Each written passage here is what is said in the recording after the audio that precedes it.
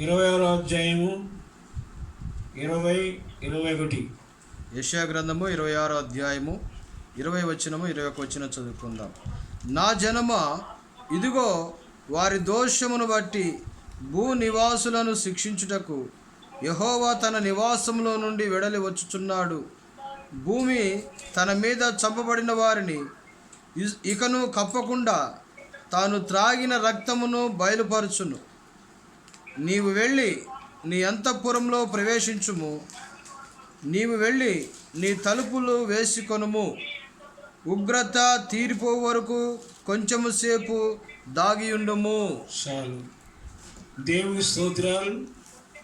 మరొక తడవ మీ సన్నిధిలో, దేవుని సన్నిధిలో దేవుని వాక్యాన్ని అందించడానికి దేవుడు కృప చూపించినాడు. ఈ సమయంలో దేవుని వాక్యాన్ని వింటున్న సంఘమా, అనేకులు వింటున్న దేవుని బిడ్డలారా, దేవుని వాక్యము చాలా విలువైనది. జరగబోయే సంగతులు దేవుడు మనకు బయలుపడుతున్నాడు.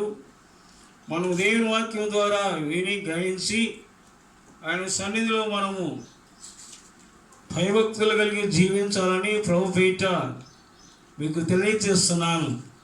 ఈ అంత్యకాల దినములు, దేవుని రాకట దినాలలో మనం కూడి ఉన్నాము కనుక దేవుని వాక్యం విని భయభక్తులు కలిగి ఈ ఉగ్రత, ఈ భయంకరమైన దినాలలో మనము దేవుని సన్నిధిలో దాగి ఉండి ప్రార్థన పూర్వకంగా దేవుని వెదగాలని మీకు తెలియజేస్తున్నాను. కనుక దేవుని వాక్యమును చాలా విలువైనది కనుక వాక్యాన్ని దాంతో నీ జీవితాన్ని గడుపుకొని భయభక్తులు కలిగి జీవించాలని ప్రభుపేట నీకు తెలియజేస్తున్నాను. జనుల దోషము భయంకరంగా ఉందని, ఆ జనమా, ఇదిగో వారి దోషములను బట్టి భూనివాసులకు శిక్షించుటకును యెహోవా తన నివాసంలోకి వెళ్ళి వచ్చుతున్నాడు. అక్కడ ఆయన వచ్చుతున్న రాకడి దినం భూనివాసులను శిక్షించుటకు. ఎందుకనగా వారి దోషములు భూమి నివాసులను శిక్షించుటకు. దోషము అనగా పాపమును వచ్చి జీతం మరణము. కనుక దేవుని వాక్యం ద్వారా మరి అనేకులు కూడా మనం చూస్తున్న ఈ దినాల్లో వాక్యము తేటగా మనకు బయలుపరుస్తుంది. ఎందుకనగా దేవుని యొక్క సన్నిధిలో ప్రపంచమంతా పాపంతోడు, దోషముతోడు భయంకరంగా ఉన్నది. కాబట్టి దేవుని వాక్యముని ఆయన సన్నిధిలో మనము నిత్యమై ప్రభు సన్నిధిలో వెతకాలని ప్రేట మీకు తెలియజేస్తున్నాను. మనకి వాక్యము సత్యము. వాక్యానికి మనం దేన్ని కొట్టేయడానికి వీల్లేదు, కలపడానికి వీల్లేదు. దేవుడు నిజమైన వాడు భూలోకానికి రాబోతున్న దినం. ఎందుకనగా చెబుతున్నాడు కదా, యెహోవా తన నివాసంలో నుండి వెడలి వస్తున్నాడు. స్తోత్రం. యెహోవా అనగా యేసు ప్రభు రాబోతున్నాడు, వస్తున్నాడు. ఎందుకనగా భూమి తన మీద చంపడిన వారి ఇంకను కప్పబడి తాను తాగిన రక్తము బయలుపరుస్తున్నది. కనుక భూమి మీద ఉన్న శాపము, పాపము, అనేకమైన విషయాలను బట్టి దేవుడి శిక్ష భూమి మీదకి వచ్చింది. శిక్ష లేక దేవుని ఉగ్రత, దేవుని కోపం. ఈ దేవుని కోపము అది జనుల మీదకి వచ్చింది. ప్రపంచం అంతటి మీద భయంకరంగా ఉందని నువ్వు గ్రహించాలి. దేవుడే నిన్ను కాపాడాల్సింది కానీ ఎవరు నిన్ను కాపాడలేదు. దేవుని యందు భయభక్తులు కలిగి జీవించాలని ప్రభుపేట మీకు తెలియజేస్తున్నాను. ఎందుకనగా యెహోవా దిగి వస్తున్నాడు, తన నివాసాన్ని వదిలిపెట్టి వస్తున్నాడు. అంటే రావాల్సిన కారణం ఏంటి? దేవుని సన్నిధిలో దేవుని మనుషులు వారందరూ కూడా భయంకరమైన పరిస్థితుల్లో ఉన్నారని ప్రభుపేట మీకు తెలియజేస్తున్నాడు. భయంకరమైన దినము. ఎందుకనగా ఏదో మిమ్మల్ని కప్పెట్టడానికి కాదు, కానీ వాక్యం ఇన్ని దాని ద్వారా గ్రహించాలి. దీని యొక్క ద్వారా వింటున్న మీరందరూ దేవుడు నిజమైన వాడని గ్రహించి ఆయనే భూమికి ఆకాశానికి సృష్టికర్తని విని జనులందరూ భయభక్తులు కలిగి వణకాలని ప్రొఫెట్ తెలియజేస్తున్నాను. కనుక ఇంకో మాట కిందంటే 21వ వచనంలో కూడా అంటున్నాడు, నీవు వెళ్ళి నీ అంతఃపురములో ప్రవేశించుము, నీవు వెళ్ళి నీ తలుపులు వేసుకొనుము, ఉగ్రత తీరిపోవు వరకు కొంచెం సేపు దాగి ఉండు. ఉగ్రత తీరిపో వరకు కొంచెం సేపు దాగి ఉండు. ఆయన కోపము నీరసము, ఆయన దయా ఆయుష్కాలం. ఉగ్రత తీరిపోవాలి కంటే నీ తలుపులు వేసుకున్న మనకి ప్రార్థన గదిలో ఉండము. ప్రార్థన అనేది ఏర్పరచుకోనము అని అర్థం. నీ తలుపులు వేసుకున్నమనగా హృదయ తలుపులు వేసుకొని నీ దేవుని తల్లిలో ప్రార్థన చేయాలి. నీ తలుపులు అంటే ప్రార్థన. హృదయ తలుపులు వేసుకొని ప్రార్థనలో ఉన్నప్పుడు ఉగ్రత అనేది నీ మీదికి చేయబడు. దేవుని సన్నిధిలో ఒక తలుపున కాదు 2 తలుపులు వేసుకొని దేవుని తల్లిలో ప్రార్థించాలని ప్రభుపేట తెలియజేస్తున్నాను. కనుక ఈ దినమున దేవుని వాక్యం అంటున్న నీవును ఒక ప్రార్థన జీవితాన్ని ఈ ఉగ్రత దినాలు తీరిపోతలకు నీవును ఆయన సన్నిధిలో నువ్వు వెళ్ళి నీ తలుపులు వేసుకోను. నువ్వు వెళ్ళాలి. ఎందుకనగా మనం 5 వాక్యం చదివినా 20 వాక్యం చదివినా, ఎందుకన్నా యెహోవా తన నివాసం నుండి వెడలి వస్తున్నాడు. హల్లెలూయా. కనుక తన నివాసమును వదిలి వస్తున్నాడు. మనం ఏం చేయాలంటే దేవుని యందు భయభక్తులు కలిగి ప్రార్థన విజ్ఞాపనలు చేసుకుంటూ దేశము కొరకును, లోకము కొరకును, ప్రపంచము కొరకును ప్రార్థన చేయాల్సిందని విధానాన్ని బట్టి నీకు నేను తెలియజేస్తున్నాను. కనుక ఆయన వస్తున్నప్పుడు మనము నిద్రపోతులాగా మెలుకు లేని వారుగా తిండి లేని వారు తిని మత్తులై ఉంటాం కాదు. కానీ దేవుని యొక్క కోపాన్ని చల్లార్పాలంటే, దేవుని యొక్క ఉగ్రతను భూమి మీద రాకుండా అంటే ఒక ప్రార్థన జీవితం కలిగి ఉండాలని మనం 21వ వచనంలో మనం తెలుసుకుంటున్నాం. 21వ వచనంలో నీ వెళ్ళి నీ తలుపులు వేసుకొనము, నీ ఉగ్రత తీర్పు కొంచెము సేపు దాగి ఉండమని ప్రభుపేట తెలియజేస్తున్నాం. ప్రార్థన జీవితం లేకుంటే ఒక ఉగ్రత వస్తుందని నీకు తెలియజేస్తున్నా. అప్రమత్తముగా ఉండటానికి వీల్లేదు. నీవు ఎప్పుడు ఇది ఖాళీ టైం. దేవుడు మనకు ఖాళీ టైం ఇచ్చినాడు. దేవుడు మనం ఆయన సన్నిధిలో ప్రార్థించడానికి సమయం ఇచ్చినాడు. ఈ ఉగ్రతను, ఇది ఒక ప్రచండమైన ఉగ్రతని నువ్వు తెలుసుకోవాలి. ఎందుకు దిగొస్తున్నాడు? కారణం ఏంటి? ఎందుకు దిగొస్తున్నాడు? కారణం ఏంటి? జరుగుతున్న కార్యాలు మనం చూస్తున్నాం. ఆయన దిగొస్తున్నాడంటే లోకులకి మరణశక్తి కలుగుతుంది. దేవుని ఎరగని వారికి మరణం అయిపోతున్నారు. గజగజలాడి భూలోకం అంతా భయంకరమైన శవాలు కంపబడుతుందని నీకు తెలియజేస్తున్నాను. కాబట్టి క్రైస్తవుడా, నీవు ఏం చేయాలంటే నువ్వు ప్రార్థననే గదిలో ఉండి మోకాళ్ళ మీద ఉండి ప్రార్థన చేయాలని నీకు తెలియజేస్తున్నాడు. అంతఃపురంగా నీ గదిలో వెళ్ళాలి. వెళ్ళి నీ తలుపులు వేసుకొనము. నువ్వు వెళ్ళి నీ తలుపులు వేసుకొని ప్రార్థన జీవితాన్ని ఆ ఉగ్రత తీరిపో వరకు నువ్వు ప్రార్థనల నుండి దేశము కొరకు విజ్ఞాపన చేస్తూ దేవుళ్ళు వెదగాలని ప్రభుపేట తెలియజేస్తున్నాడు. మహాభయంకరం ఆయన దిగి వస్తున్నాడు. దిగి వస్తున్న దినాల్లో మనం ఏం చేయాలి? దిగి వస్తున్న దినాల్లో ఏం చేయాలి? మనము కూడా భయభక్తులు కలిగి, నేను యేసు ప్రభువుని ఎరిగినాను, నాకేమి భయం లేదులే అనుకో. నిజమే, యేసు ప్రభు ఎరిగినావు, నేను కాదంటే లేదు. యేసు ప్రభువుని ఎరిగిన అంటున్నాడు, నీ వెళ్ళి నీ తలుపులు వేసుకును. అంటే ఉగ్రత తీరు వరకు. ఉగ్రత ఎప్పటి వరకు మనకు కానొస్తుంది? ఎప్పటికి 3 నెలల 6 నెలల ఎంతవరకు వస్తుందో తెలియదు. కాబట్టి మనము దేవుళ్ళు ఆ ఉగ్రత తీర్పు వరకు, ఆయన కోపము శాంతి సమాధానములు వచ్చే వరకు నీవు కన్నీళ్లు విడిచి ప్రార్థన చేయాల్సిన ఒక దినం ఉందని ప్రభుపేట. అది ఉగ్రత, మానవుని ఉగ్రత కాదు, అది దేవుని ఉగ్రత, దేవుని యొక్క కోపం, దేవుని యొక్క సన్నిధిలో నీవును దేవుని శాంతి పడాల్సిన దినం ఏంటంటే ప్రార్థన. నువ్వు పశ్చాత్తాపడి కన్నీరు కాసి ప్రార్థిస్తే నీవు నీ కుటుంబం క్షేమం ఉంటుంది. దేశం కొరకు విజ్ఞాపన చేస్తున్నప్పుడు మనము దేవునిలో మనం ఆశీర్వాదకరంగా దీవెనకరంగా ఉంటాం. కనుక యెహోవా దిగి వస్తున్నాడు భూలోకానికి, యెహోవా దిగి వస్తున్నాడు.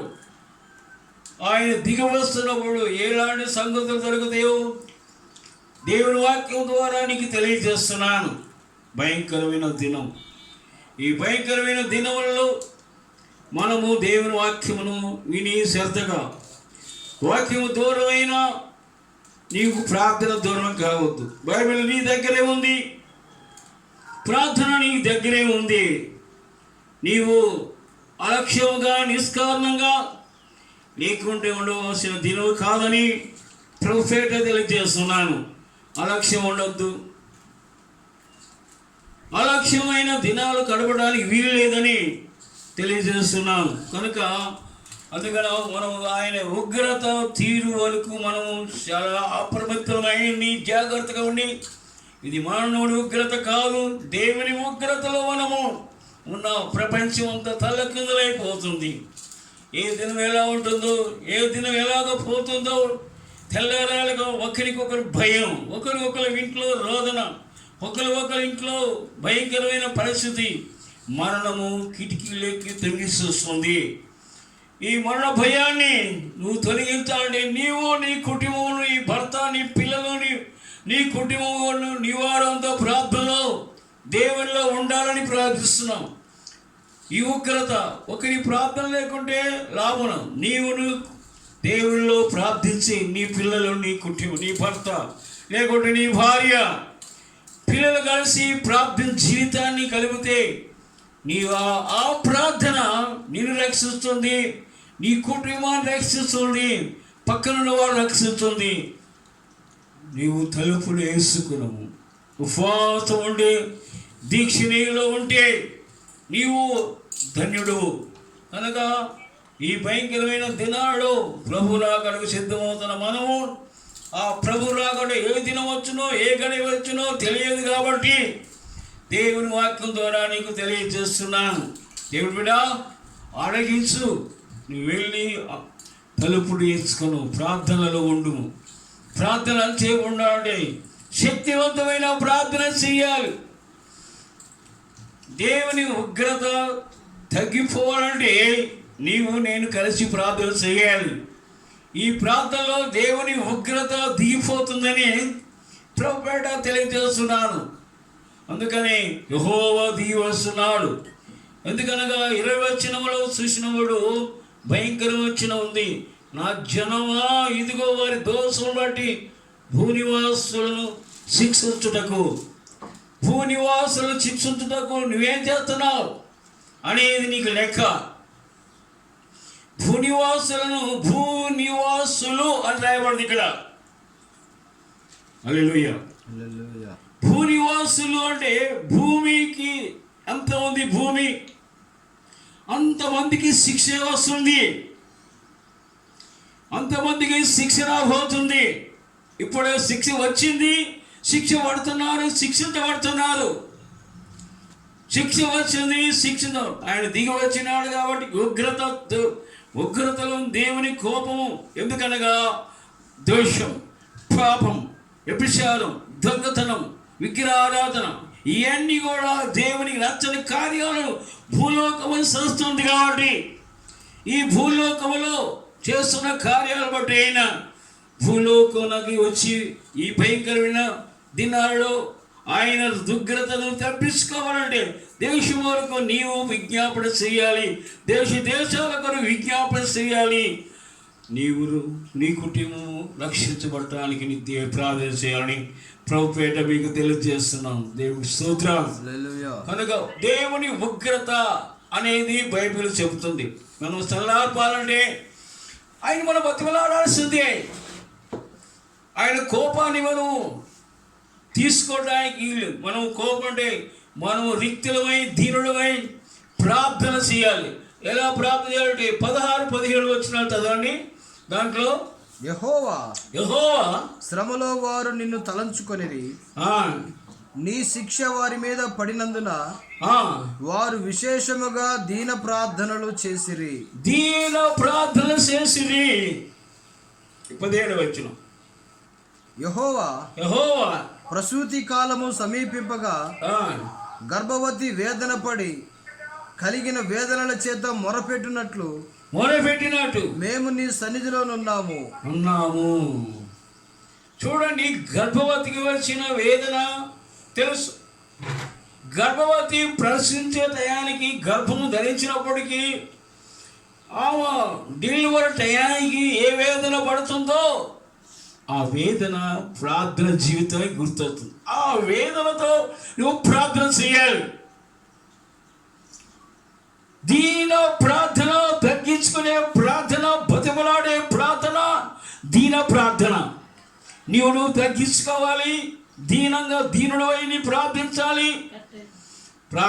అదొక ప్రార్థన. రెండవ ప్రార్థన అంటే శ్రీగర్భం ధరించినప్పుడు ఆమె డెలివరీ సమయంలో ప్రవేశించే టయాన ఆమె దుఃఖము, కన్నీరు ఎలా ఉంటుందంటే ఒక వేదన రోదనగా కనబడుతుంది.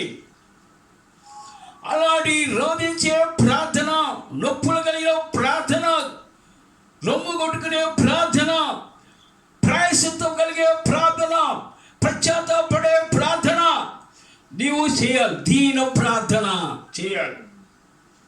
దేవుని ఉగ్రత చల్లార్పాలంటే మన చేతులు ఇదే ప్రార్థన.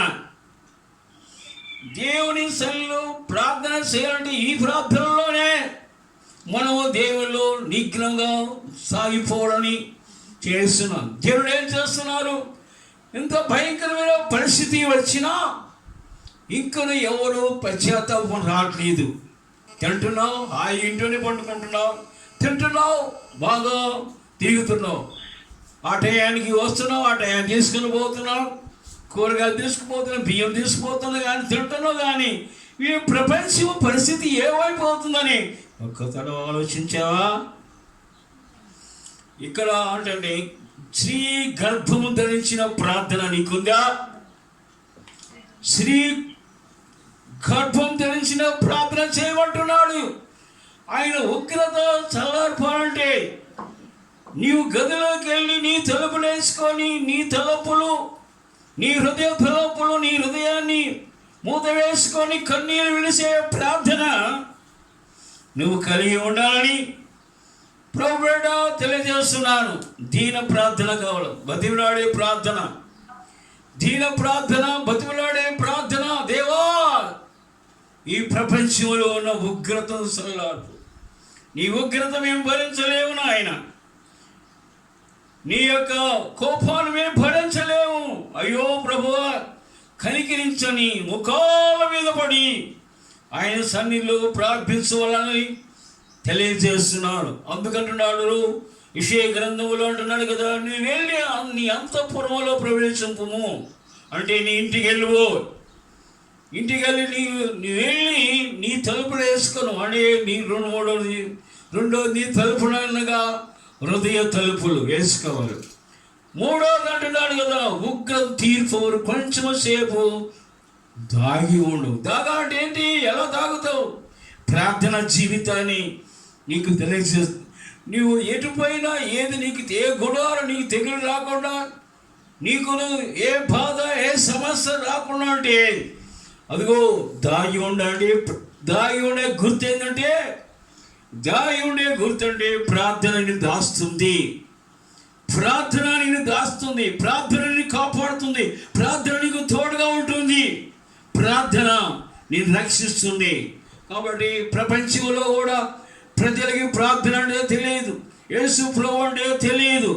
తెలిసిన నీవును కూడా ఈ మధ్యాహ్న కాలంలో ఆయన ఉగ్రత తీర్పు వరకు ముఖాల మీద ఉండి ప్రార్థించగలవా? నీ కుటుంబాన్ని రక్షించగలవా? నీ పొరుగు వారు రక్షించగలవా? దేశం వారికి విజ్ఞాపన చేయగలవా? దేశం వారికి పశ్చాత్తాపడి ప్రార్థనలో దేవుని ఉగ్రత తీర్చు వరకు నీవు ఆయన తల్లిలో ప్రార్థించే విధమైన ఆలోచన కలిగి దేవాని కన్నీరు కాసి దేశం కొరకు విజ్ఞాపన చేసే విధమైన ప్రార్థన నువ్వు కలిగి ఉంటే ఇది త్వరగా ఈ తెగులు మన నుంచి వెళ్ళిపోతుంది. ఆమేన్. కనుక నువ్వు ప్రార్థన చేయాలి. ఎలా ప్రార్థన చేయాలంటే ఈ ప్రార్థన ఎలా తోడు ఉంటుందంటే కీర్తన భాగము 42 కీర్తన 8వ వచనం. 42 కీర్తన 8వ వచనం. అయినను పగటి వేళ యెహోవా తన కృప కలుగనాజ్ఞాపించును. రాత్రి వేళ ఆయనను గూర్చిన కీర్తనయు నా జీవదాత అయిన దేవుని గూర్చిన ప్రార్థనయు నాకు తోడుగా ఉండును. పగటి వేళ దేవుని కృప నీకు నాకు ఉండదు. స్తోత్రం చెప్పండి గట్టిగా. హల్లెలూయా. పగటి వేళ దేవుని కృప ఏ తెగులు నీ గుడారం ఉండదు. ఇక పగటి వేళ ఏముంటుందండి?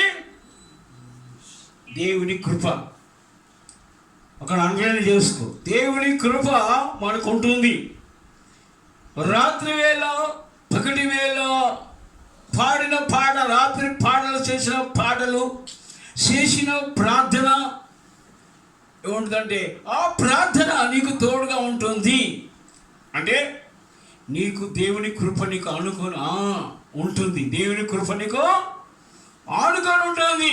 కనుక దేవుని బిడ్డ ఈ ప్రార్థన నీకు ఎలా ఉంటుందంటే నువ్వు చేసే ప్రార్థన ఊరికే పోదు. పగటి వేళ నువ్వు పగటి వేళ భయపడాల్సిన పని లేదు, రాత్రి వేళ భయపడాల్సిన పని లేదు. నువ్వు ప్రార్థన చేసే వ్యక్తివై ఉంటే ఆ కృప నీకు తోడుగా ఉంటుంది. హల్లెలూయా. కనుక ఆ ప్రార్థన జీవితం ఎవరైతే ప్రార్థన చేస్తారో, ఎవరైతే దేవుని స్తుతిస్తారో, ఎవరైతే దేవుని ప్రార్థన చేసి పాడతారో ఆ కృప తోడుగా ఉంటుంది. పగటి వేళ తోడుగా ఉంటారు, రాత్రి వేళ తోడుగా ఉంటుంది. నువ్వు ప్రార్థన చేసే ఒక వ్యక్తిగా ఉన్నావా? ప్రార్థన చేసే ఓ తల్లిగా ఉన్నావా? ప్రార్థన చేసే తండ్రిగా ఉన్నావా? నీ కుటుంబంగా ప్రార్థించే ఆ ప్రార్థన నీకు తోడుగా ఉండుగాక. హల్లెలూయా. దేవుని సంఘమా, దేవుని బిడ్డ, ఈ యొక్క దేవుని ఉగ్రత కోసం ప్రార్థన మాట్లాడుతున్నాను. ఆ ప్రార్థనని రక్షిస్తుంది. దేవుని ప్రార్థన ఒక భయంకరమైన శిక్షలో ఈ లోకం శిక్షించబడుతుంది. తెలుసు, ఇది ఒక భయంకరమైన శిక్ష ఈ లోకం వచ్చింది. నీకు తెలిసి కూడా ఇంకా నువ్వు ప్రార్థన చేయలేక తాగి తిరుగుతూ అగలక్ష్యముగా నిష్కారణంగా ఉండే జనము కాదు ఇది. ఆయనను లోకానికి ఇంకా పశ్చాత్తాపము రాలేదు. ఆయనను లోకానికి ఇంకా కన్నీరు కాచే వేదన రాలేదు. అయ్యో జనం ఏమైపోతున్నారు, జనము మరణం అని అది కేకలు వేస్తుంది. జనులంతా అది పారిపోయినా అది ఊరుకోవటం లేదు, వాడిని అంటుకుంటుంది. మరణము ప్రపంచం అంతా వ్యాపించింది. ఈ మరణం వ్యాపించబడాలంటే ఒక సూచన నీకు తెలుపుతున్నాను. ఆ సూచనే ప్రార్థన. దేవుని స్తోత్రం. కనుక దేవుని బిడ్డ దేవుని సన్నిధిలో ప్రార్థించే విగం ఎలా ఉండాలంటే దేవుని సన్నిధిలో ఒక భయంకరమైన పరిస్థితి నీకు తెలియజేస్తున్నాను. అట్లంటే చూడండి, జరగబోయే సంగతి నీకు చెబుతున్నాను. ఎలాగ ఆమోస్ గ్రంథము 8వ అధ్యాయము, ఆమోస్ గ్రంథం 8వ అధ్యాయము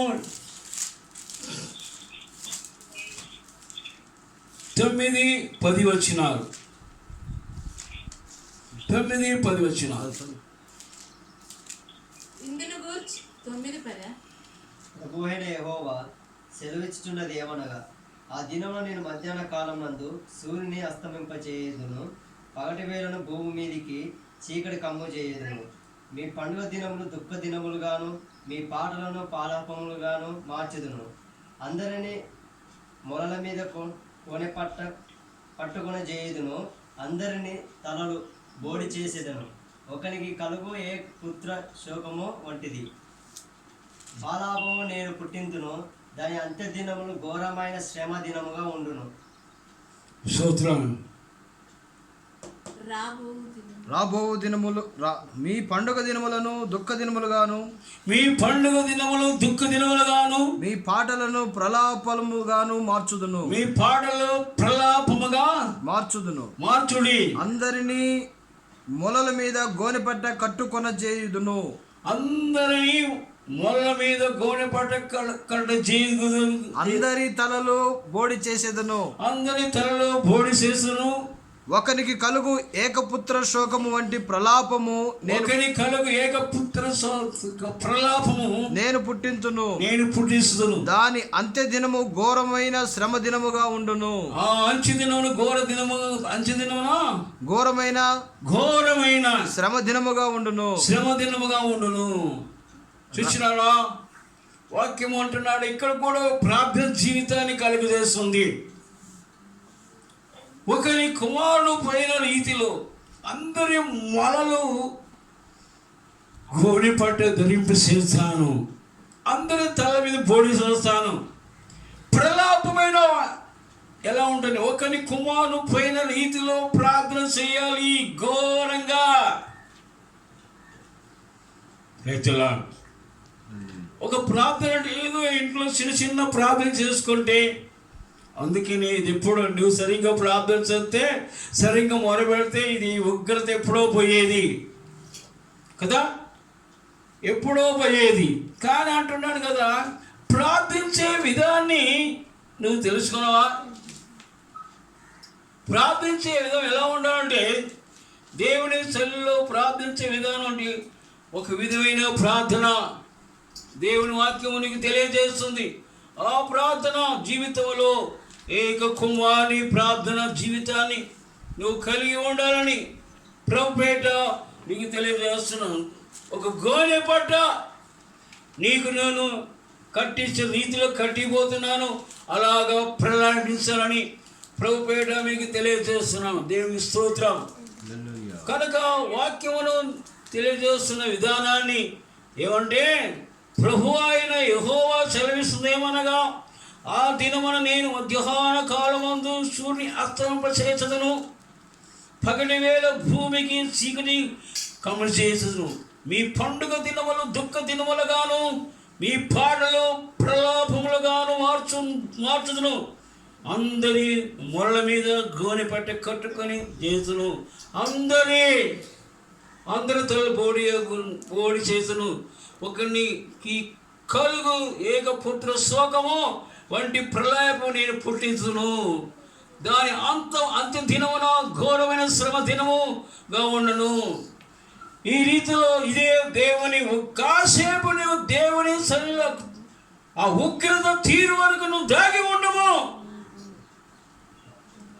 ఎలాగ నువ్వు దాగి ఉండాలంటే, గోనె పట్టు కట్టుకులాంటి ప్రార్థన ప్రలాపముగాను మార్చుతూ ప్రలాపముగా ప్రార్థన చేయాలి. ప్రలాపముగా ఒక కుమారుని ఎలా చేయాలంటే, ఒక కుమారుని ఒకని కలుగుతూ ఏకపుత్ర శోకము వంటి ప్రలాపము నేను పుట్టించును. ఏకపుత్ర శోకము. ఆ కుమారుడు ఒక కుమారుడు పోయినప్పుడు నీ ఇంట్లో పరిస్థితి ఎలా ఉంటుంది? నువ్వు కుటుంబం కన్నీరు పెట్టి ఏడతావు. కన్నీరు బట్టి ఆ ప్రార్థన నీకు రావాలి.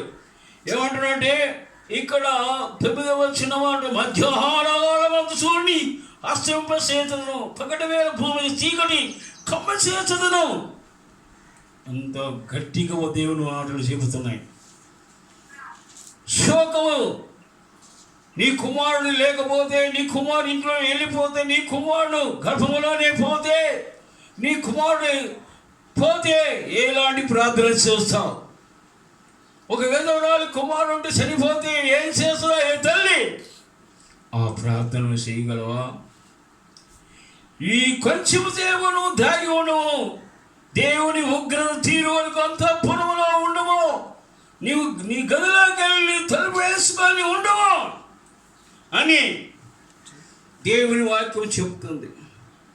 ఒక ఉగ్రత అంటే ఇంకా రాబోయే ఉగ్రత రాబోతూనే ఉంది. ఇక పగటి వేళ సూర్యుని ఏం చేయబోతే అస్తమింపచేసి పగటి వేళ చీకటి కప్పచే దినం రాబోతుంది. ఆ చీకటిలో అదే ఉగ్రత. ఈ ఉగ్రత మనం తప్పించుకోండి. హాయిగా ఉండాలా, ప్రలాపించాలా, రోదన చేయాలా, ఓ కన్నీరు కాల్చాలా, ఓ పశ్చాత్తాపడాలా. అప్పుడు ఈ భూమి మీద నాశనకరమైన తెగులు పోనుగాక. ఈ నాశనకరమైన తెగులు పోంటే ఒక క్రైస్తవుడే ప్రార్థన చేయాలి.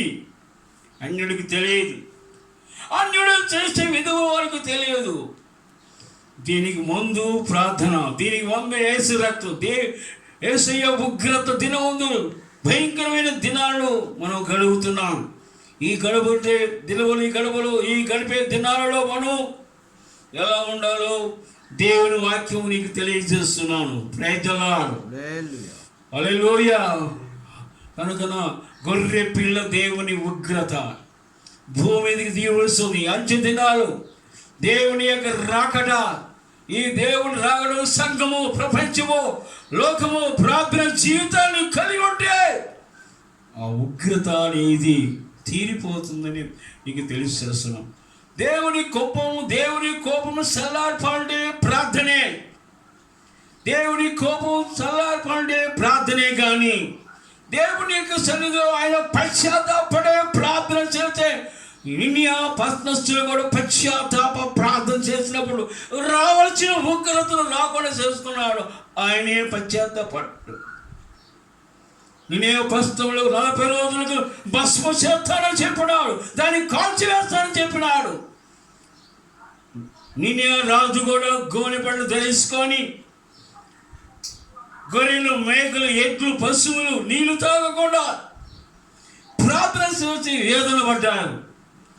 అక్కడ దేవుడే పిలిచాడు. యోనా గ్రంథంలో ఉందన్నమాట. యోనా గ్రంథం చూద్దాం. యోనా గ్రంథం 3వ అధ్యాయం 8వ వచనం. యోనా గ్రంథము 3వ అధ్యాయం 8వ వచనం కానీ చదువుకుందాం. తీయండి. యోనా గ్రంథము 3వ అధ్యాయము 8వ వచనం. ఒకవేళ దేవుడు మనసు త్రిప్పుకొని పశ్చాత్తాపుడై మనము లయము కాకుండా తన కోపాగ్ని చల్లార్చుకొనుడు గనుక మనుషులు ఏదియు పుచ్చుకొనకూడదు. ఎట్లా మనుషులు ఏదియో పుచ్చుకొనకూడదు. పశువులు గాని ఎద్దులు గాని గొర్రెలు గాని మేత మేయకూడదు. నీళ్లు త్రాగకూడదు. మనుషులందరూ తమ దుర్మార్గములను విడిచి మనుషులందరూ తమ దుర్మార్గములను విడిచి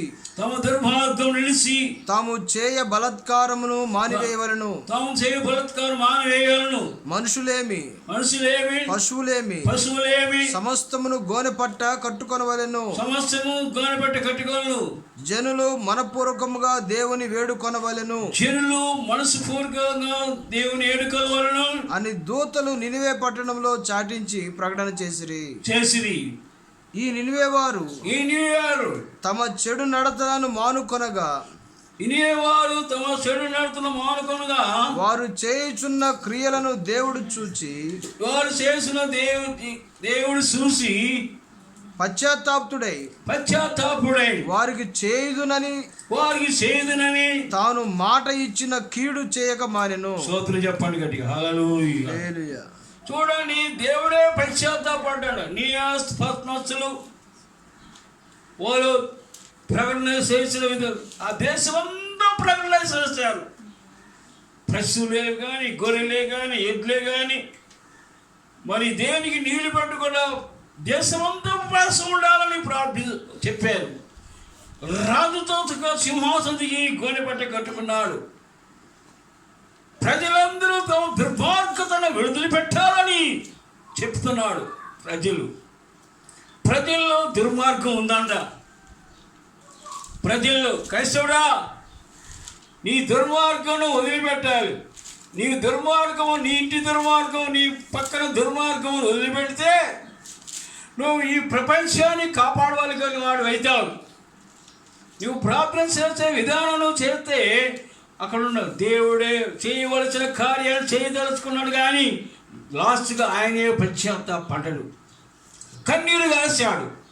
కనుక ఈ ఉగ్రత తీర్పుదలకు నువ్వేం చేయాలంటే ప్రార్థన జీవితం కలిగి ఉండాలని. నినివే పట్టణం రక్షించినాడు, ప్రజలే రక్షించుకున్నారు, రాజు చెప్పిన మాట విన్నారు, గోనెపడు ధరించుకున్నారు, ఉపవాస ప్రార్థన ధరించారు. ఉపవాస ప్రార్థన చేయగలవా? భారం నీ మీద కలిగి ఉంది. ఇప్పుడు భారం నీ మీద దేవుడు పెట్టి ఉన్నాడు. చిన్నలు కాల్చి, పెద్దలు కాల్చి, పశువులు కాల్చి, ఎడ్ల కాల్చి, అబ్బా వాటి కూడా ఉపవాస పెట్టిందంట రాజుగారు. ఇంత చేస్తే దేవుని ఉగ్రత ఎక్కడికి ఉంటుంది? ఉంటుందా? ఉండదు. దేవుని ఉగ్రత ఒక భయంకరమైన పరిస్థితి చూపిస్తుంది. ఉగ్రత అంటే వచ్చే ఉగ్రత అది మరణమే. ఈ మరణం తప్పించాలంటే దీన ప్రార్థనలు చేయాలి. ప్రస్తుతి ప్రార్థన, గర్భం ధరించిన ప్రార్థన, ఏక కుమారుని పోగొట్టుకున్న ప్రార్థన నువ్వు చేసినప్పుడు ఆ ప్రార్థనలో దేవుడు శాంతి పడతాడు. స్తోత్రం. హల్లెలూయా. కనుక దేవుని శాంతి పరిచే ప్రార్థన బైబిల్లోనే ఉంది. ఇనియా పట్టణం ఉగ్రత పాలు కాకుండా ప్రజలను రక్షించుకోవడం రాదు. ఆ ఉగ్రత తీరిపోయి గోనెపట్టు ఎప్పటికీ తమ చెడు క్రియలు, తమ దోషములు, తమ పాపములు వాళ్ళు ఒడిసిపెట్టినప్పుడు ఆ దేవుని ఉగ్రత ఆ పట్టణానికి రాకుండా దేవుడు కాపాడుతున్నాడు. దేవుని స్తోత్రం. ఈ ఒక్క మధ్యాహ్న కాలంలో ఇంటున్న వాక్యాన్ని గ్రహించి ఇన్ని దినాలు కూడా మనం చేసే ప్రార్థన ఇంకా చాలా పొడిగించాలని ప్రభుపేట నీకు తెలియజేస్తున్నాను. కాబట్టి ప్రార్థించే జీవితాన్ని మెలుగు కలిగి ఉండాలని ప్రభుపేట మీకు తెలియజేస్తున్నాను. కాబట్టి దేవుని సంఘములో మనం, దేవుని సన్నిధిలో మనము యెషయా గ్రంథం ప్రకారం 26వ అధ్యాయం ప్రకారం దేవుని ఉగ్రత తీరాలంటే ఆ ఉగ్రత చల్లారిపోయే దినములు నీ చేతిలోనే ఉందని ప్రభుపేట తెలియజేస్తున్నాను. కనుక ప్రభువాక్యం ద్వారా నీకు తెలియజేస్తూ నా మాటలు నేను ముగిస్తూ దేవుడి వాక్యం దీవించును గాక. ఆమేన్. ప్రార్థన చేసుకున్నాం. మహాపరిశుద్ధుడా, ప్రేమగల మా తండ్రి, ఎంతవరకు మీరు మాట్లాడినా నీ ఉగ్రతలో మేమేం చేయాలో మాకు తెలియజేసినాం.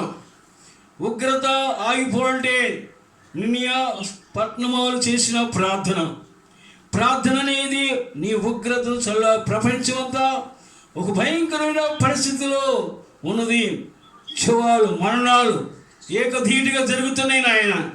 ఈ మరణ గండాలు తప్పించి మా దేశాన్ని రక్షించాలని ప్రార్థన చేస్తున్నాను. మా దేశంలో కరువు క్షేమము తొలగించి నీ శాంతి ప్రకటించండి నాయనా. మీ స్తోత్రం. మేము మానవులు, మట్టివాడము, మేము ఏమి చేయలేమో.